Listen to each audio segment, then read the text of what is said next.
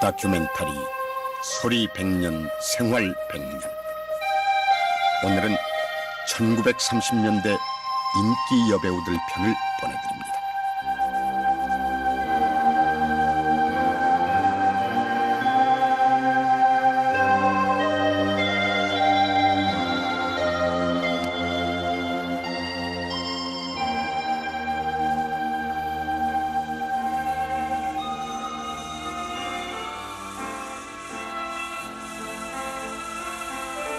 저요의 그림자는 우주를 고이 덮고 은색의 달빛은 물 위에 조요한데 보리들의 합창은 풀숲에 사용하고 미풍에 한들거리는 나무 잎들은 신비의 시를 고요히 읊조린다. 밤이다.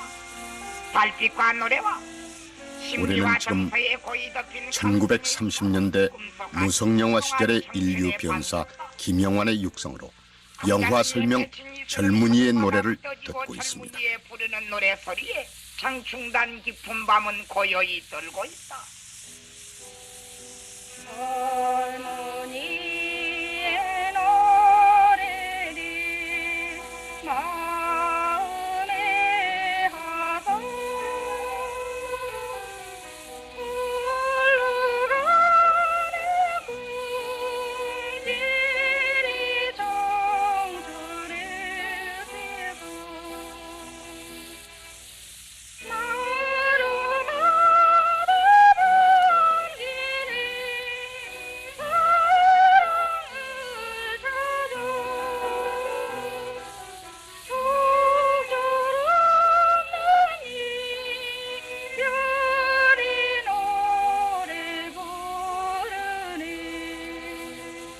영애씨, 밝은 저달과 아름다운 이 밤은 모두 우리들을 위해 창조가 된 것 같습니다.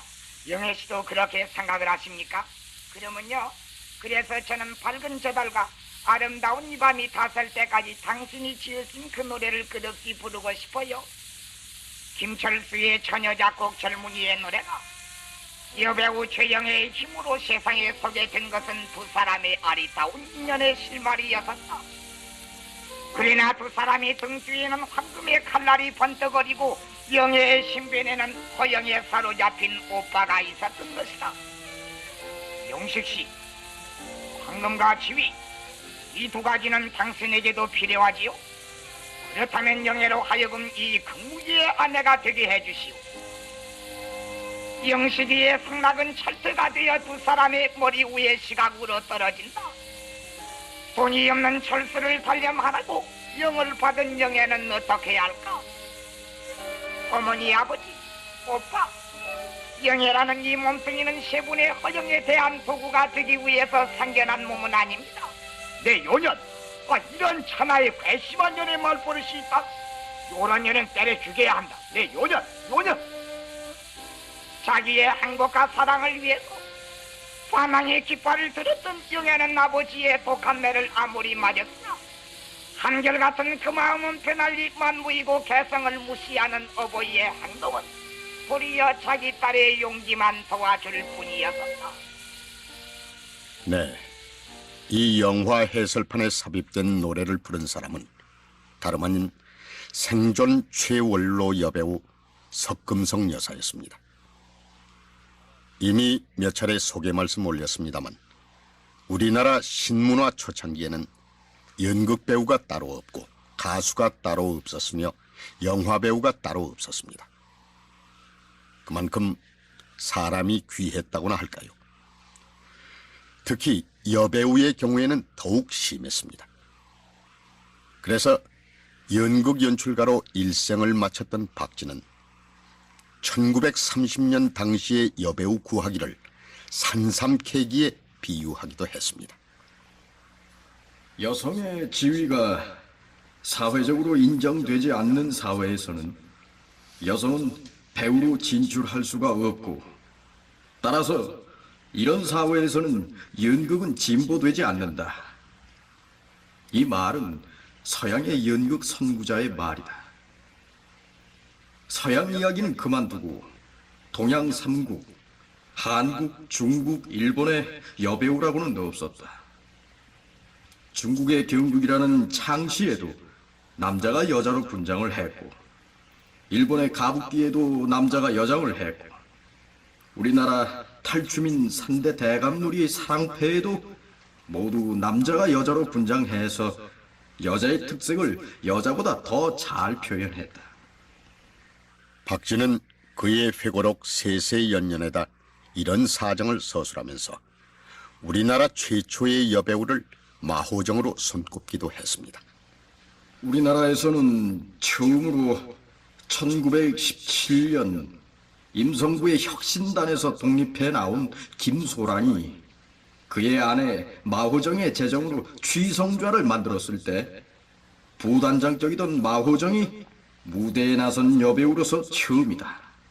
그리고 박쥐는 신파극단을 중심으로 한 여배우 김호도시, 이에리수, 신은봉, 이경설, 나품신 등을 손꼽고 복혜숙과 이월화, 석금성 등 당대의 스타들을 손꼽았습니다.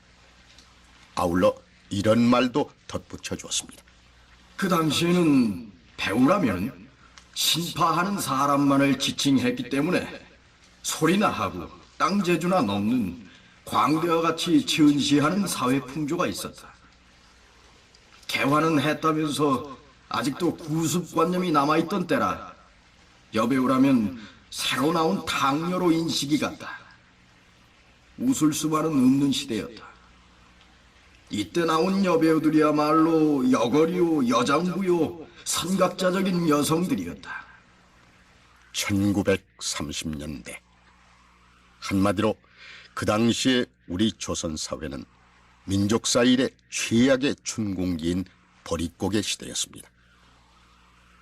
단적인 일례를 들면 1929년까지 간도 지방으로 이민을 간 조선인 수가 38만 2,040명이나 됐고 1936년에는 45만 8천 명이나 됐습니다.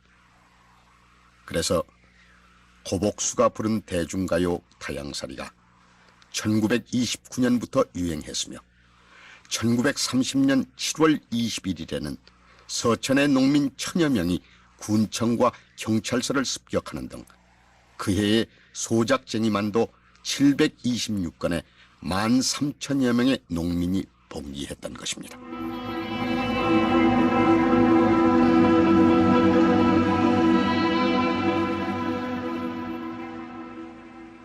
(1930년대) 여배우들, 그들 중에서 이월화, 복혜숙, 석금성, 이에리수 등에 대해서는 이미 많은 사연을 소개한 바 있습니다. 그래서 오늘 이 시간에는 일반 청취자 여러분께서는 쉬 만나보기가 어려운 몇 사람, 신일선, 차홍여, 지경순, 문정복 등을 중심으로 얘기를 전개해 보겠습니다.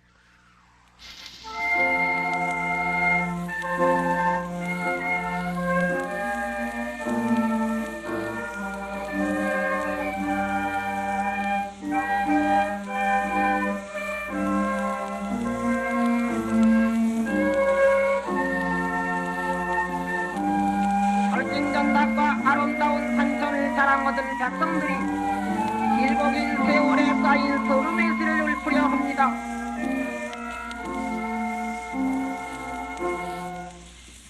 평화에 깊이 잠들었던 고요한 촌락, 넓은 들 가운데는 별안간 개와 고양이의 싸움이 시작되었다.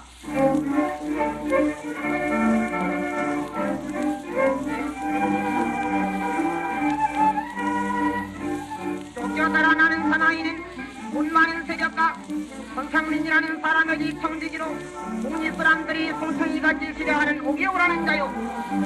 쫓아오는 청년은 어느 전문학교 2학년에서 퇴학하고 귀양한 후에 철학을 연구하다가 미쳐났다는 이순기의 명물사나이 최영빈이다.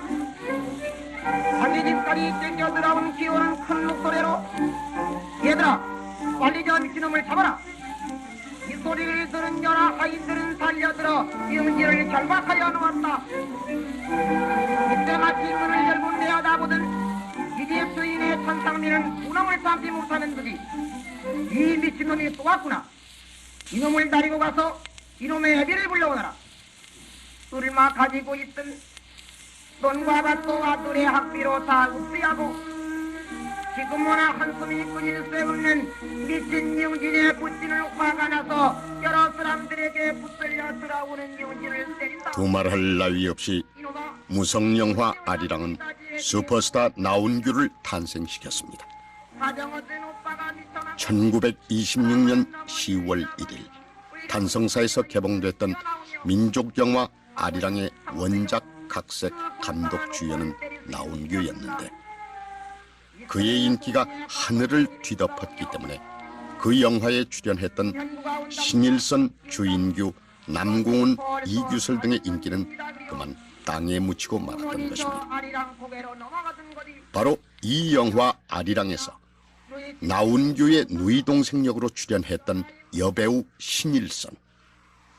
한국 영화계의 최초 여배우를 이월화로 친다면 이채전, 김정숙 등과 함께 신일선은 그 두 번째 자리를 차지한다고 말할 수가 있겠습니다. 연극 연출가 박진은 신일선의 첫인상을 이렇게 서술해 놓았습니다.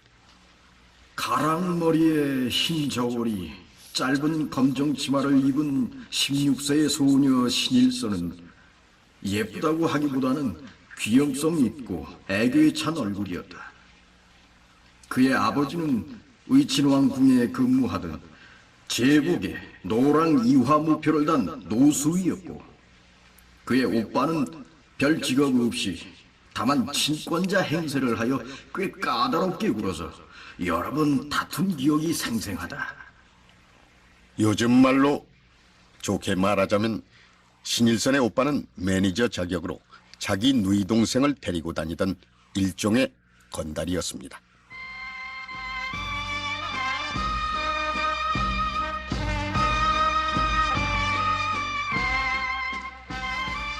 연예 평론가 황문평 씨의 저서 한국 대중연예사에 의하자면 신일선은 그의 오빠와 함께 동방예술단에서 노래도 부르고 춤도 추던 가희라고 했습니다.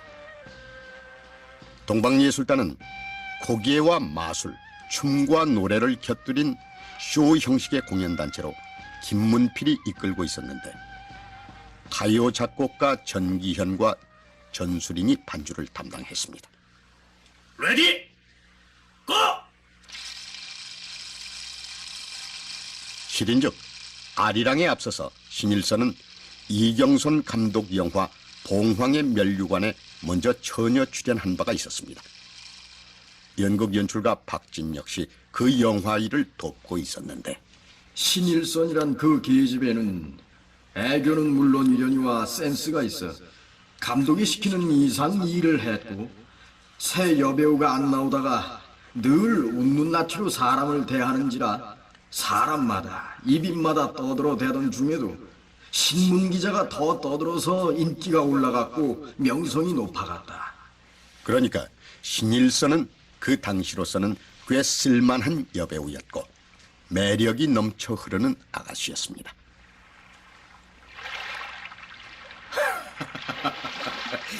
옛날 신일선이 너 때문에 호강하는구나 야.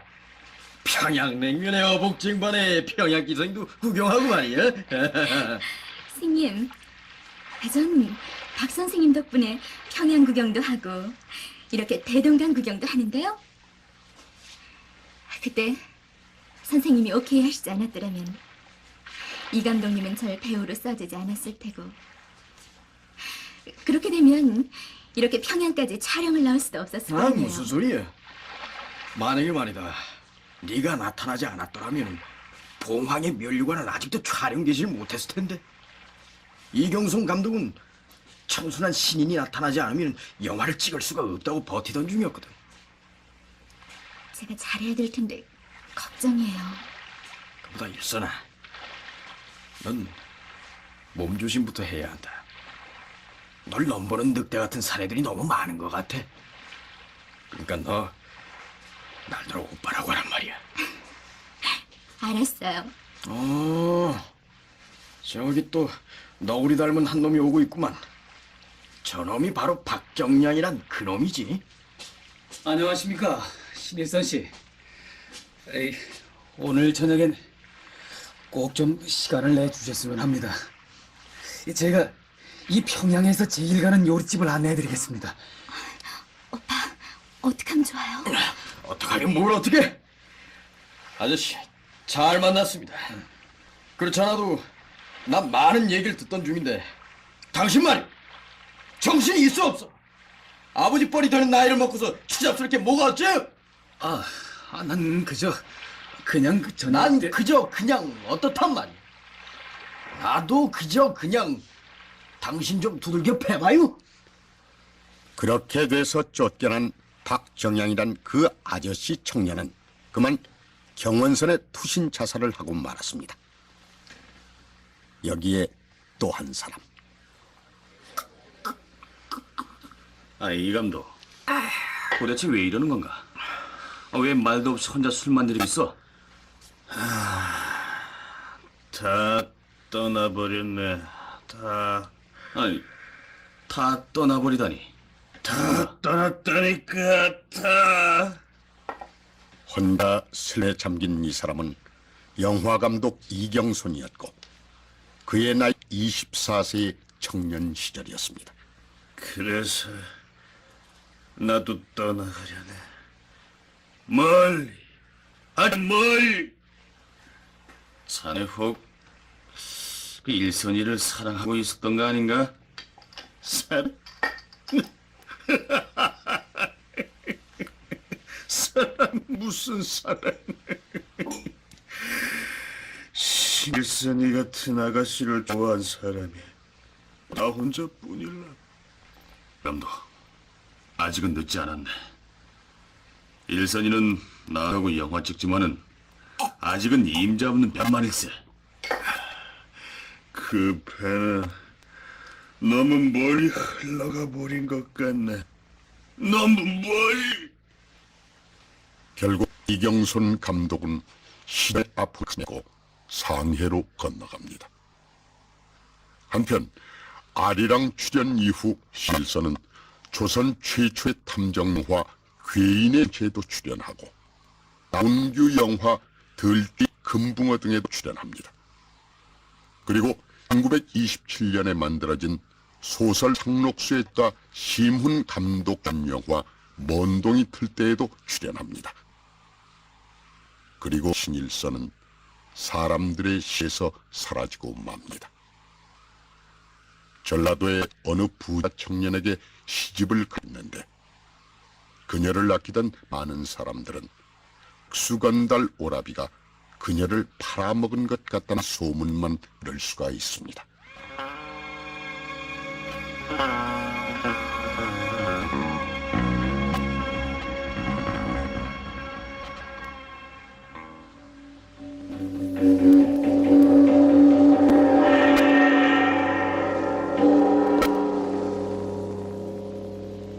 또 한 사람의 여배우로 많은 신화를 남긴 소녀 차홍여.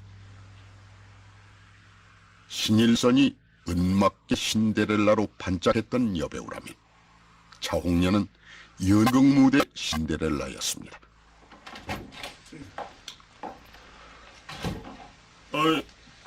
자네 박진이가 왜 그렇게 우거지성인가? 알코올이 떨어져서 그런 겐가?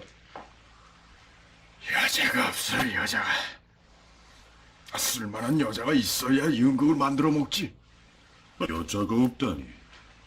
동양극장에서 여자가 없다면 어떡해? 지혜를. 티마만 둘러쓰면 여잔가? 무대에 기어나가 꽥꽥 돼지 역다는 소리만 내면 여대냐고. 일테면 주연급 여배우로 내설 만한 사람단 말은. 정말 미치겠어. 1930년도 반 상주의 메카였던 동양극장의 연출가 박진은 늘상 이렇게 투덜거리기 일쑤였습니다. 예나 지금이나 연극 영화의 제작자나 연출가는 늘 천부적인 재질을 가진 배우를 만들기를 갈망한 형입니다마는 여보게 박진, 왜 내가 여배우감 하소시켜볼까? 내가? 왜? 내가 허튼 소리 할까 봐서.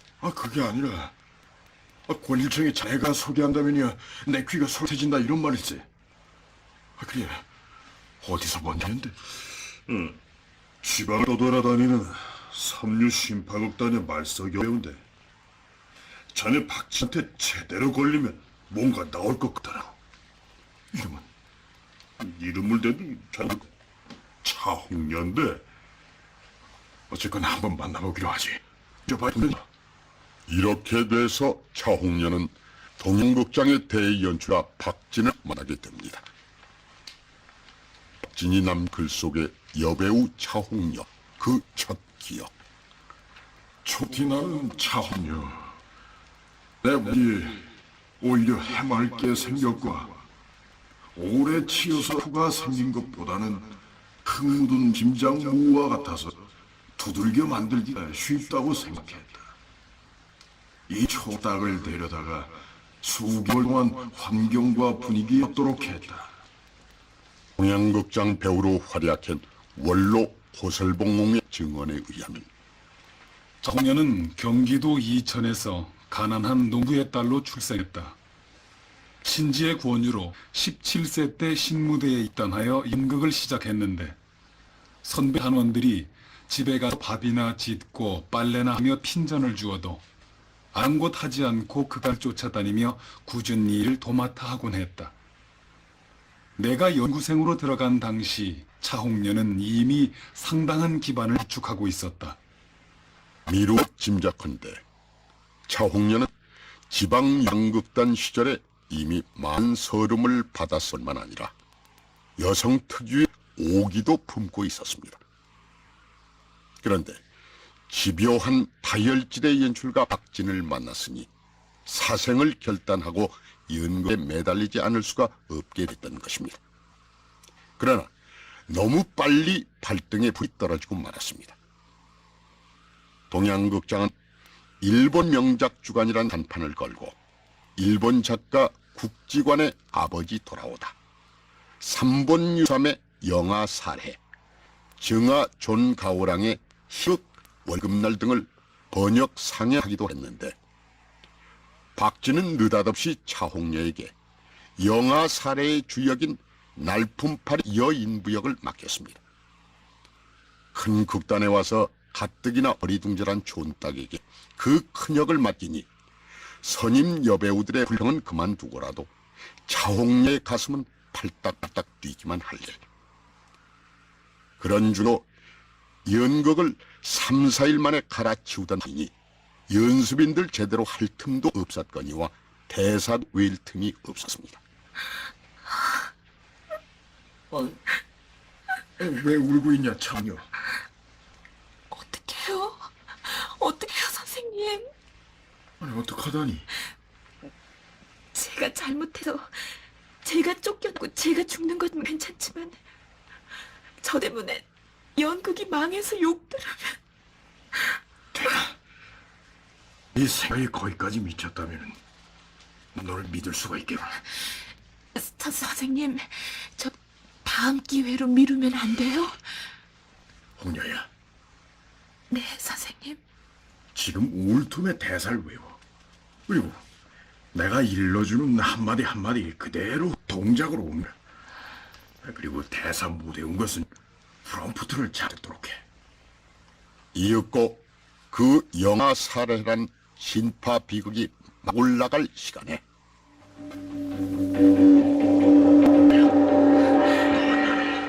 만약 이 무대에서 같이 죽는 거야. 네, 선생님 죽으라 하시면 죽기라도 하겠습니다. 심호흡을 하고 등장해. 훗날 박진 그 순간을 이렇게 회고하는 글을 남겼습니다. 우리 두 사람은 비장 결심을 했다. 나는 밖에서, 홍련은 무대 위에서, 프롬프트는 장치 뒤에서 긴장을 했다. 그리하여 홍련은 내가 관객이 볼 수 없고 홍련만 볼 수 있는 데서 지시하는 대로 일거수일투족 억의 고저장단, 완급, 강약을 조라여 연기를 했다. 그런데 홍련은 그 하기 어려운 연극의 그 힘드는 연기를 내 지시대로 연극의 인형보다 더 정확하게, 또 창이 쓰는 게 울부짖고 애원하고 체념하면서 진심으로 눈물을 흘려 객석을 온통 눈물바다로 만들었다.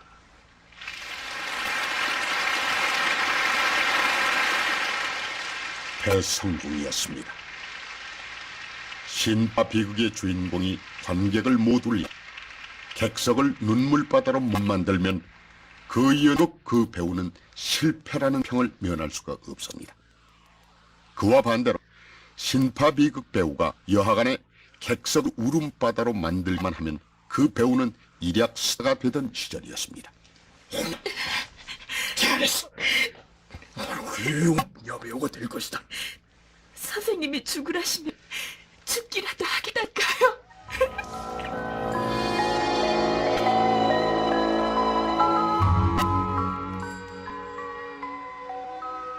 아마 동양극장 연극을 관람한 적이 있었던 70대 이상 어르신들께서는 차홍렬한 이름만 들어도 금방 아련한 향수에 젖을 것 같습니다만, 그렇지 못한 청취자 여러분께서는 차홍렬한 이름이 여전히 생소할런지도 모르겠습니다.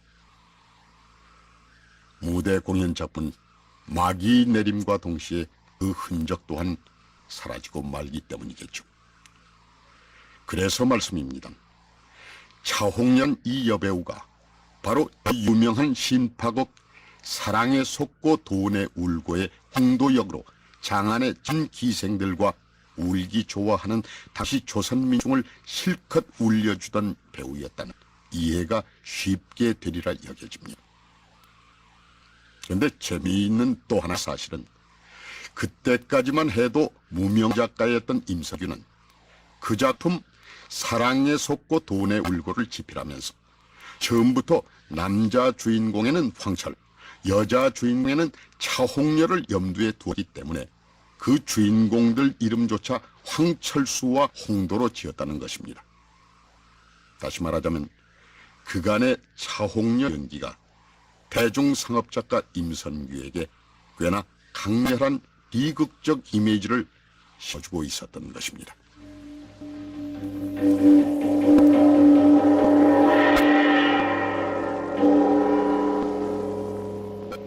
드디어 그녀는 동양극장 1급 배우 차홍렬가 됐습니다. 차홍렬한 이름 석자가 들어가지 않는 연극은 관객이 쳐다보려 하지도 않게 됐습니다. 서울에서만 그런 것이 아니라 조선 팔도 어디서나 그렇게 돼버렸습니다. 그러니까 차홍렬은 쉴 틈이 없었습니다. 선생님, 큰일 났습니다. 홍여가 또 각혈을 했는데요. 본래가 선병질인 차홍렬은 폐가 나빠서 가끔 각혈까지 했지만 그녀를 연극에서 뺄 수도 없었습니다. 의사를 불러. 앞으로는 의사를 내 옆에 꼭 대시켜야겠어. 다시 박진의 회고담. 이렇게 하여 홍련은 비용이 깊어 인기가 올라가는 만큼 동양극장에 돈을 벌어주었다. 그런 홍련이니까 동양극장도 그녀에게 들어가는 의대에 인색하지를 않았다. 양이 한의를 갈아대면서 치료에 열심이었다. 언젠가는 호경골이 특별화해서 나는 서울 장안을 샅샅이 뒤지며 찾아다녔다.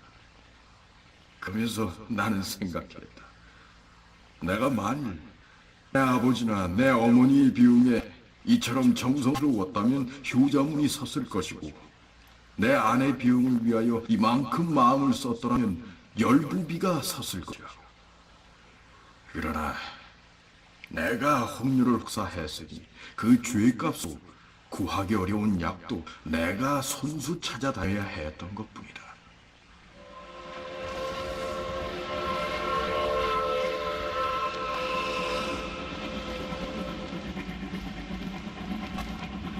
차홍렬.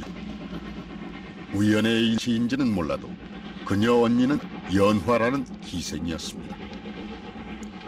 그녀의 아버지는 소박했으며 그녀의 어머니는 세상 물정 모르는 순박한 여인이었습니다. 그래서 그랬을까? 차홍렬도 너무 착한 심성을 이미 받았던 것입니다. 동양극장이 망한 다음 그녀는 황철이 이끌던 극단 아랑의 단원으로서 지방 순을 돌고 있었습니다. 때는 1940년 겨울, 여기는 강원도 천. 서울로 향하려던 극단 아랑 단원들은 40분 정도 기차가 연착해서 추위에 떨며 대합에 앉아 있었습니다. 한 푼만 적선합시오. 한 푼만 적선합시오. 그때 정거장 어귀 저만큼 떨어진 곳에 천연두에 감염된 거지하가 웅크리고 누워 있었습니다. 돈은 왜 꺼내니 오냐요? 너무 불쌍해서요, 저 여자가. 청년은 돈 2원을 거지에게 적선합니다. 그랬는데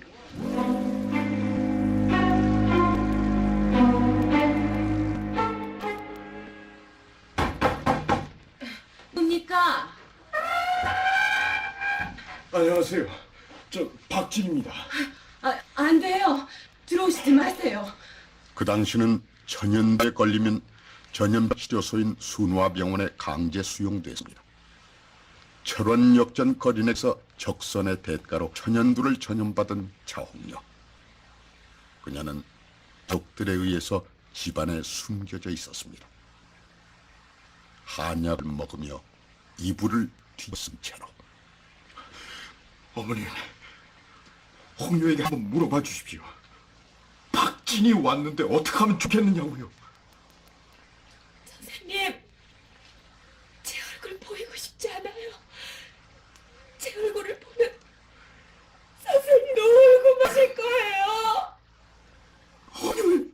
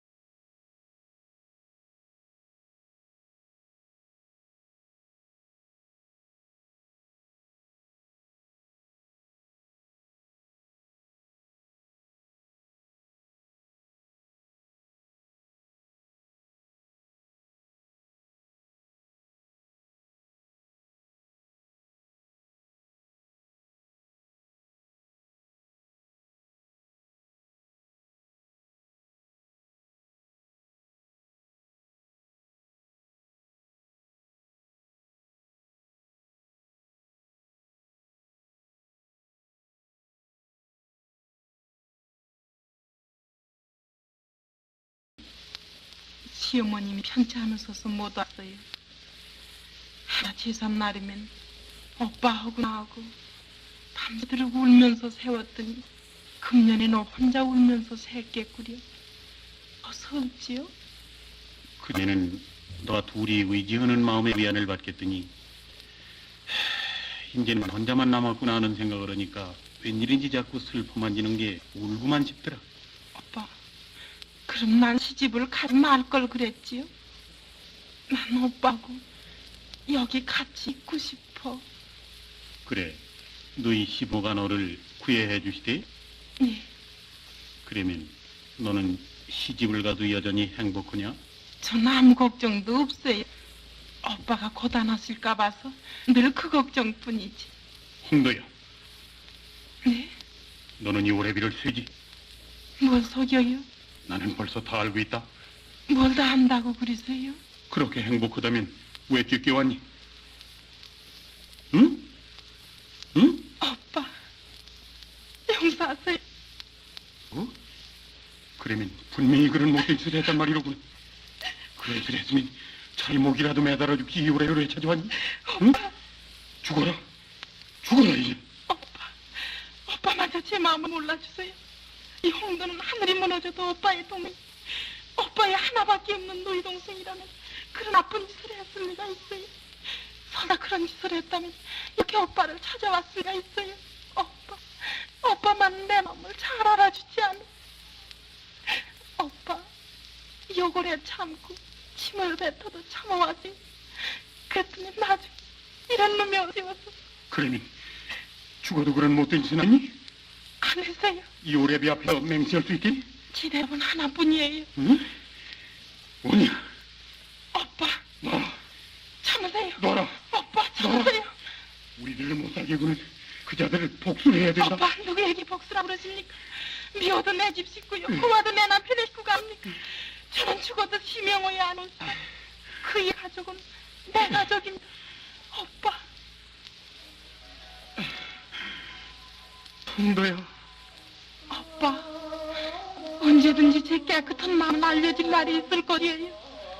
오빠, 우리 남매를 혼자 떠나지 말고 하늘에서 살라고 지하에 계신 아버지 어머니가 이렇게 해주셨나 봐요. 그런가 보다. 억지로라도 그렇게 생각해야 되겠다. 홍도야, 신분이 동경으로부터 돌아오기를 울면서라도 참자. 오빠. 홍도야.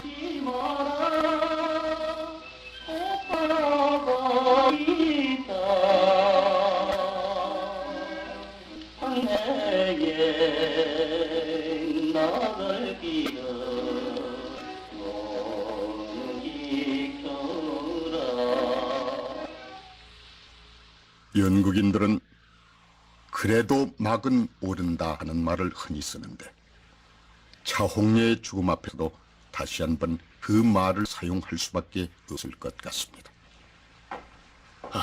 어떡한데. 이 일을 어떡하지?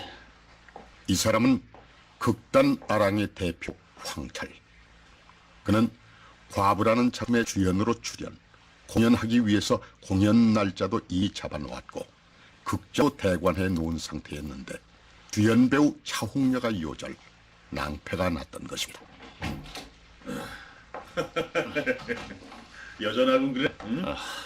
담배 가지나. 자, 여기 있네.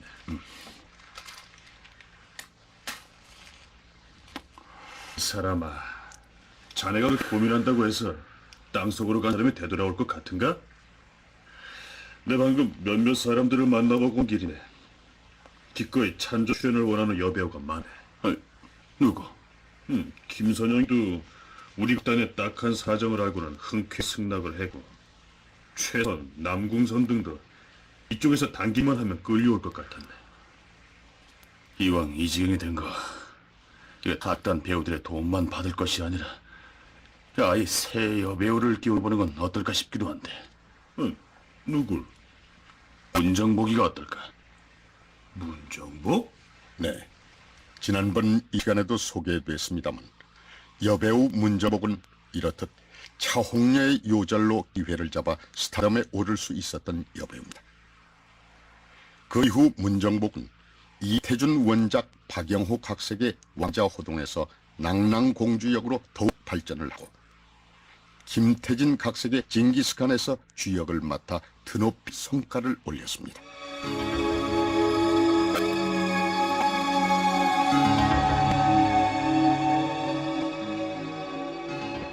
신일선 차홍려가 이른바 청순 가련형이면 문정복은 이지적인 여배우였다고 말할 수가 있습니다.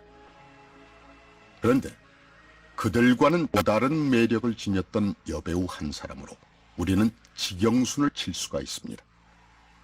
1936년 8월 1일부터 7일까지 동양극장에서 공연했던 황진이, 각색 연출이 박진이었던 그 연극에서 황진이 역을 맡았던 여배우.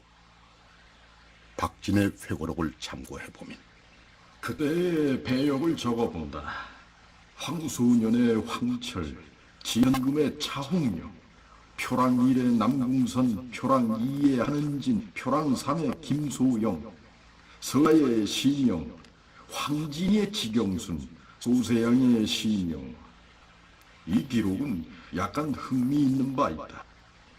그때 여배우로서는 황진이를 차홍녀가 해야 하는데 이경순으로 배역이 된 이유는 황진이가 극중에서 문나를 녹이는 데는 간하고 요요한 웃음이 많이 필요했는데 이 차홍녀란 계집애가 그런 웃음을 못해서 할 수 없이 황진이의 어민 옷을 하게 된 것이다. 바로 그 공에서 엷은 속옷만 입고 요염한 자태로 연기를 한 지경수는 상대역인 황철이 뇌출혈을 일으켜 주사까지 맞게 만들었다는 에피소드를 남겼습니다. 요즘 말로 해서 지경수는 대단히 섹스업했던 여배우였습니다. 끝으로 지경수는 10년간이나 신파극단 조선 연극사를 이끌던 지루한의 둘째 딸이었다는 사실을 다시 밝혀드리면서 그녀의 목소리를 들어보기로 하겠습니다. 박노홍작 비극 죽음의 승리. 이려는 지경순과 박세명입니다.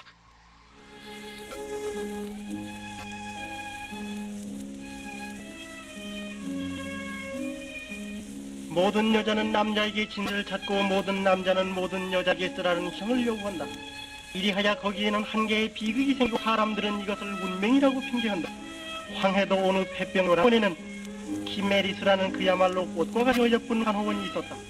어느 날 이 요량원에는 멀리 서울로부터 최춘이라는 환자가 왔으니 그는 희숙이라는 약혼녀가 있었으나 부모의 반대를 해서 그들의 단꿈은 설버렸다. 노고질이 구름 속 울고 쓴박이 들에든 어느 따스한 봄날 최춘이와 에리스는 후석이 바람을 헤치면서 일행이 속으로 최 선생님, 저는 이 병원에 더 있을 수 없어요. 오늘도 2차례나 혼인 주문을 받았어요. 렌토가의 이 박사하고 또 최 의사 연구부 졸림을 받았어요. 글쎄. 에리스 씨, 만약 제3주문자가 생긴다면 그것도 거절하실 테입니까? 네? 아이 초롱의 말씀을. 조롱이란요. 나는 애씨를 위한 일이고 보면은 물불을 안 가릴 결심이. 자, 선뜻이 저도요 하고 허락해 주세요. 네? 저 당연히 다 아시면서 뭘. 큐비의 화살은 그들의 두 가닥 영을 뜨거운 연애의 불길 속으로 인도하였다. 그러나 안타깝게도 그들 앞에는 새로운 비극의 문이 열렸으니 그것은 최춘희를 버리고 최춘희의 약혼녀 희가 나타났던 것이다. 그러나 춘희는 절대로 자기의 맹세가 휘업힌 것이 아니었었다. 에리스. 선생님, 어떻게 하면 좋아요? 말씀하세요, 못생기게